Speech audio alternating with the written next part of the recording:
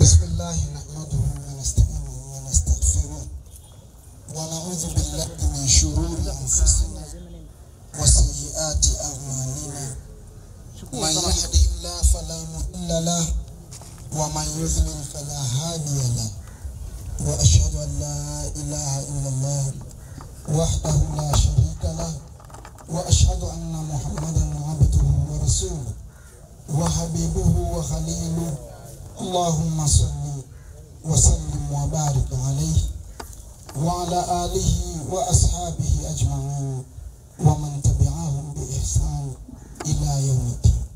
أما بعد, watukufu ndugu zangu, nimepewa jukumu kwa muda mrefu. Dakika 10 ni muda mrefu sana, na maneno ya kusema huenda yakawa ni machache sana. Tatizo kubwa ni namna ya kuyazingatia. Msomaji wa Qur'ani ametusomea aya zilizoonyesha ufalme wa Allah subhanahu wa ta'ala na ishara zake katika dunia, ishara kwa walimwengu za uwepo wake. Moja katika ishara hizo subhanahu wa ta'ala akasema ni kutuumba kwa udongo. Yani pale alipotuumba sisi kwa udongo.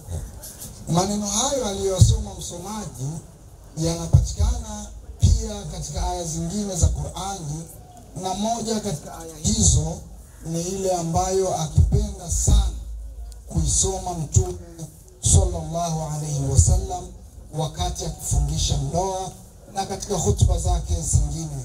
Aya ya kwanza ya sura ya 4, Allah subhanahu wa ta'ala alisema amemuumba mwanadamu kutokana na nafsi moja na akamuumba mkewe kutokana na asili hiyo.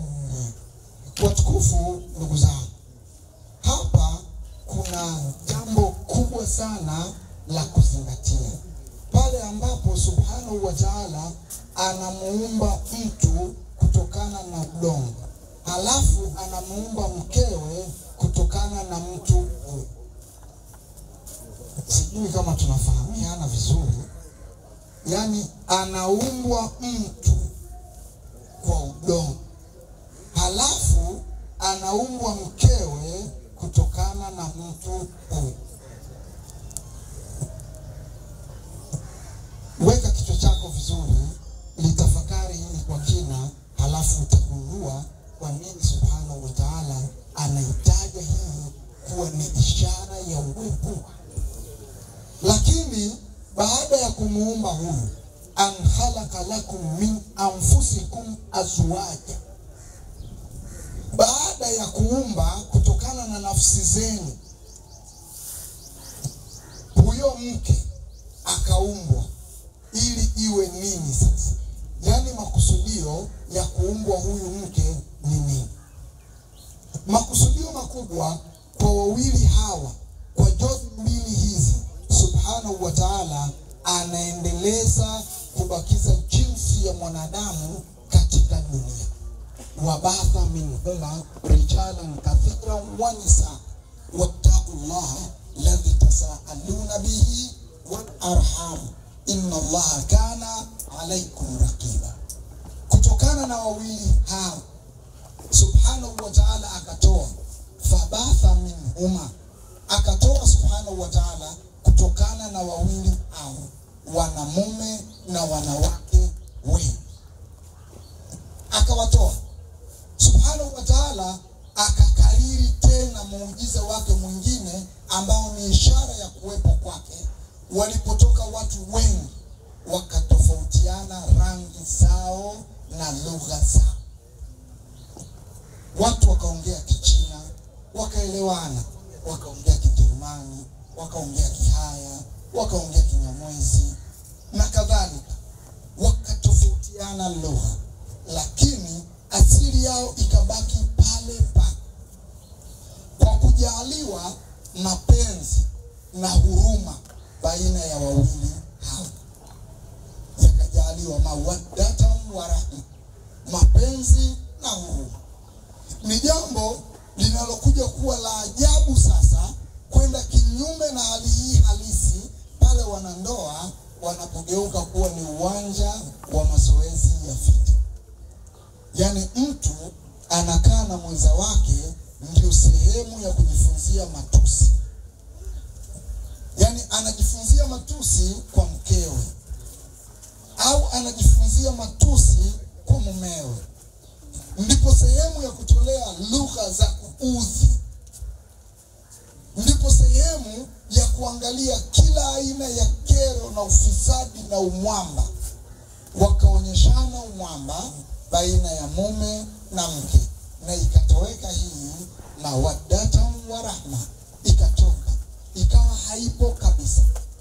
Tatizo kubwa linalochangia hapa ni nyoyo za wanadamu kuondoka sakina, ambayo subhanahu wa ta'ala ndio aliyoanza kuitaja kwamba ameweka sakina, utulivu. Na hii sakina ndio zawadi pekee ambayo subhanahu wa ta'ala huwa anaitoa kwa waumini ili imani zao ziongezeke. Wa huwa alladhi anzala sakinata fi qulubil mu'minin liyazdadu imanan ma'a imanihim walillahi junudu samawati wal ardi wa kana Allah azizan hakim. Huu ndio kweli. Pale unapopewa sakina, utulivu ndani ya nafsi yako, subhanahu wa ta'ala huwa anakusudia kuiongeza imani yako juu ya imani ulionayo. Na hii ndio zawadi ya juu kabisa ambayo subhanahu wa ta'ala anaitoa kwa wanadamu. Na haya ndio mafanikio makubwa katika dunia. Mtu mwenye utulivu huwa hatamani vya wengine, anakinai na cha kwake. Shida huwa inaanzia hapa. Unaoa na una madeni, unaolewa na una madanga. Umeoa hauridhiki na hali ya nyumbani kwako, umeolewa na hauridhiki na hali ya nyumbani kwako. Unatafuta vingine kutoka kwa wengine, vitu ambavyo havitakuongezea chochote katika maisha yako. Jalia kwamba wewe ndio tajiri kuliko watu wote katika dunia hii. Yaani kama hapa kwetu wewe ni Bakhresa au Mo. Jalia kwamba hata mtu akitaka kuchuma jani la mgomba hapo iwe ni kwa idhini yako. Yaani asichume yeye mpaka wewe uidhinishe. Hebu jaribu kutuliza kichwa chako, halafu uone utakuwa umebadilika nini. Kwamba utakuwa na mifupa ya chuma, au na ngozi ya plastiki isiyotoa upele, au utavuta hewa ya kwako ya peke yako, au maji utakayokunywa wewe ni tofauti na aliyoteremsha Allah, au mananasi utakayokula wewe yalitoka mbinguni, maembe, mahindi na mchele utakaokula wewe sio huwa na ukula watu wote, au kuku unayemla wewe atakuwa ni tofauti na hawa. Hautatoka katika uhalisia wa binadamu, na mahitaji yako yatabaki kuwa yale yale yanayohitajiwa na watu wasiokuwa na senti moja, ambao wote wanayapata kwa ufasaha na usahihi. Asiyekuwa na hela hapa anavuta pumzi ya Allah, na ni hitajio la kuishi. Na wewe mwenye milioni 100 unahitaji pumzi hiyo hiyo inayopatikana bure. Yaani milioni 100 zako hazikubadilishi kukuweka kwenye pumzi na hewa nyingine, wala hazikutoi kwenye ulimwengu huu uliojaa misukosuko. Na hata unapoenda kuoa, hauoi hurulaini kutoka mbinguni, unaoa humu Swahilini, humu wanawake wa kawaida kabisa. Na hata ukiolewa, utaolewa na mwanamume wa kawaida kabisa, huolewi na malaika. Kwa hiyo basi, shida inaanzia hapa. Pale unapokosa kinaa katika moyo, unakosa utulivu, unazalisha ubinafsi. Ukishakuwa mbinafsi, ndipo yanapoanza matatizo. Simu inakuwa yako, mwili unakuwa wako, akili inakuwa yako. Hakuna ushauri, na mkishauriana ni kudanganyana. Unakuja na jambo nusu, unaomba ushauri katika jambo lingine, kwa sababu ulidanganya katika maelezo, na unapewa ushauri wa uongo pia, kwa sababu ushauri unalingana na maelezo yako. Unakuwa mbinafsi. Pesa zako, hata simu. Kuna mabaradhuli mimi nawaita. Yani mtu anaweza akamtoa sadaka mkewe kwa vimburu kwa sababu ya uovu wake. Unajikuta ni mtu tena ni shekhe. Nikwambia simu yangu ni mkongo hagusi na misigusi yake. Ni kweli, ugusi na ugusi yake. Halafu ninatulia. Unasimamia nini? Nini maana ya kuwa msimamizi? Unapokuwa msimamizi, unatakiwa usimamie maadili yote. Kwa hiyo ni lazima ujue kazi ya simu ya mkeo ni nini. Mkeo simu yake anaifanyia kazi gani? Anaitumia kwenye matumizi gani? Na wewe ndio mfano bora wa kumuonyesha hilo. Simu yako wewe haina mademu, haina wale watu wanaovaa uchi, haina mambo ya upuuzi, haina vurugu. Halafu unaiweka mezani, mkeo anaona. Na wewe unaona yake ili umsahihishe. Kwa sababu kusikiliza maneno ya upuuzi ni sawasawa na kuyasema. Athari yake ni sawasawa na kuyasema maneno ya upuuzi. Utaandikiwa kwa kila ulilolisikia katika simu ile au kwingineko. Lakini tuache hapo. Ubinafsi unakuja hata katika jimai. Unarudi nyumbani, mkeo kachoka, una shughuli nyingi kwa sababu ya umaskini wako. Maana maskini, ungekuwa tajiri mkeo angebaki nyumbani anapaka hina, anasugua meno yang'ae, anapiga scrub ile asugue uso. Lakini kwa sababu ya umaskini wako, unamfungulia duka, unasema mimi mwamba, nimemwekea mke wangu mradi. Sasa mkeo kutwa nzima anahangaika dukani. Leta hiyo, hebu nipe hiyo. Mteja mmoja anampandisha juu mara 6, alafu anunui, anaondoka. Anarudi jioni kachoka. Halafu akikwambia nimechoka, na wewe huelewi. Unashusha laana zote. Mungu anakulani, malaika wanakulani, mpaka papasuke. Wewe hujui kwamba ulimpa majukumu ambayo hakutakiwa kuyatekeleza. Ubinafsi. Na wanawake pia wanakuwa wabinafsi. Hawajali hisia za waume zao. Hili ni tatizo kubwa sana. Na kwa sababu ya kutokujali hisia za mtu, ndipo pale mtu anatoa maneno ayatakayo kwa mwenza wake, bila ya kujali kuwa maneno hayo yanaudhi au hayaudhi.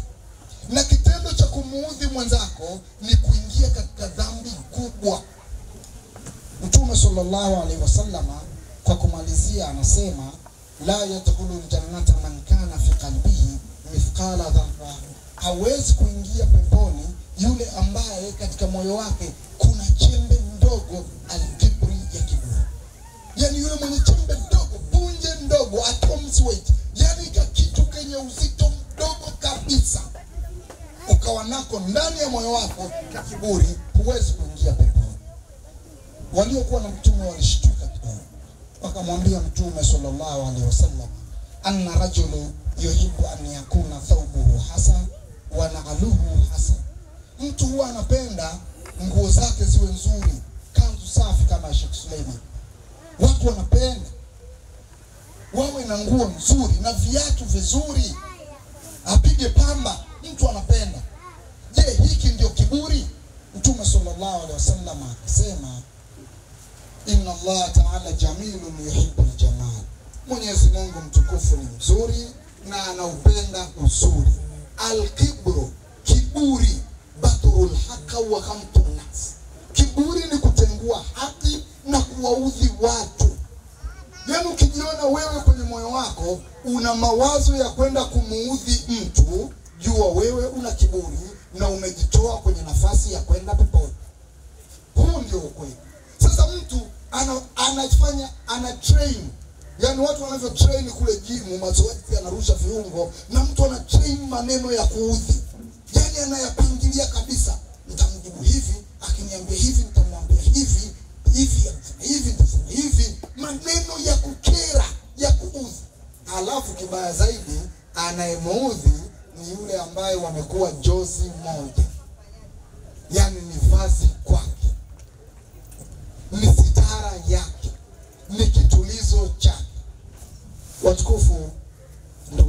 Waislamu, nacho kusudia kukisema, tuondoe ubinafsi katika nyoyo zetu, tutapata sakina, utulivu, na ndoa zetu zitakuwa imara.